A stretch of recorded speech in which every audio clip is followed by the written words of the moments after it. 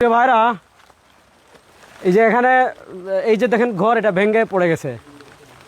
এখানে যারা ছিল তাদেরকে আমরা আশ্রয় কেন্দ্রে আমাদের যতটুকু সামর্থ্য সহযোগিতা করে আসছি। ওনারা ওনাদের ঘরটা আমাদেরকে দেখাইতে আনছেন যে ভাই আপনারা আমাদের ঘরটা একটু দেখে যান। আসলে এই অবস্থা দেখে সহ্য করার মতো না। আমরা শুধু এতটুকু দোয়া করি এই সকল ভাইদের অভিভাবক আল্লাহ তাআলা হয়ে যান।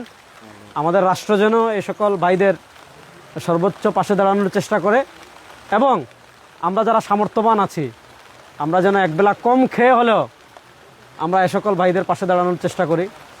দেখেন অবস্থা, এখনো বৃষ্টি মানে অজর দ্বারা বৃষ্টি ঝরতেছে।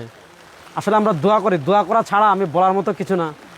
তাই আমি আপনাদেরকে অনুরোধ করব, বিশেষ করে চট্টগ্রামের বাইরে থেকে যারা আসবেন এলোপাতাড়ি এসে যে কোনো জায়গায় দিয়ে যাবেন না।